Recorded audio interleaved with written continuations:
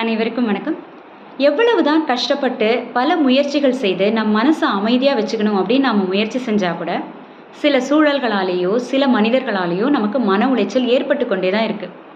இது நடைமுறை. அந்த சூழல்களையோ மனிதர்களையோ நம்மளால் ஒன்றும் செய்ய முடியாது. ஆனால் நம்மை தற்காத்து கொள்ள முடியும். அதற்கு பல வழிகள் நம்ம பார்த்துட்ருக்கோம். இன்றைக்கும் 2 வழி பார்க்கலாம். Always carry your self with confidence and smile அப்படின்னு சொல்லுவோம்.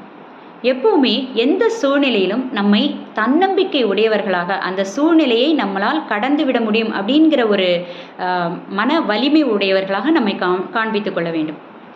அடுத்தது, எந்த ஒரு பதட்டமான சூழ்நிலையிலும் நம்ம ரொம்ப துவண்டு போயிட்டோன்னா நமக்கு மன தைரியம் போயிடும். அடுத்து என்ன செய்யணும் அப்படின்னு சொல்லி யோசிக்க கூட தோணாது. ஸோ மன வலிமையோட என்ன செய்ய வேண்டும் அப்படிங்கிறத, ஒரு புன்னகையோட என்ன கஷ்டம் வேணாலும் வரட்டும், இதை விட நான் பெரிய கஷ்டம்லாம் பார்த்துருக்கேன், அதெல்லாம் தாண்டி நான் இன்றைக்கி இந்த நிலைமைக்கு வந்திருக்கேன், இது ஒன்றும் பெருசு இல்லை, இதையும் என்னால் கடந்து விட முடியும் அப்படிங்கிற ஒரு மன வலிமையும் ஒரு புன்னகையோடு அதை எதிர்கொள்கிற திறனும் இருந்தால் நம்ம அந்த சூழ்நிலையிலிருந்து சீக்கிரம் வெளியில் வந்துடலாம்.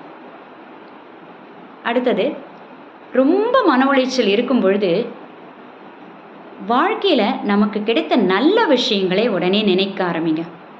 நான் ஏற்கனவே எப்படி இருந்தேன், இன்றைக்கி எவ்வளவு முன்னேறி இருக்கேன், என் வாழ்க்கையில் எனக்கு என்னென்ன விஷயங்கள்லாம் கிடைத்திருக்கிறது, நமக்கு கிடைத்திருக்கக்கூடிய நல்ல விஷயங்கள் எல்லாத்தையும் நினைவில் கொண்டு வாருங்கள்.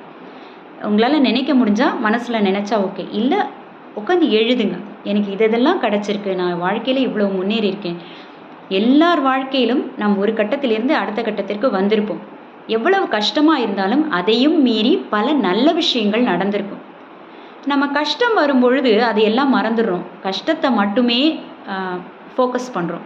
அதுதான் தப்பு.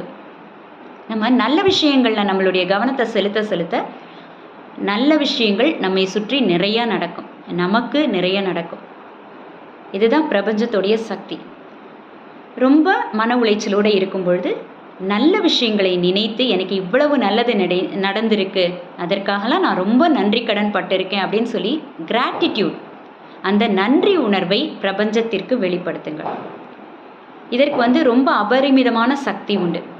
இதை தினமும் செய்ய ஆரம்பித்தோன்னா அதனுடைய பலன் நமக்கு ரொம்ப சிறப்பாக அமையும். முயற்சி செஞ்சு பாருங்கள். நன்றி.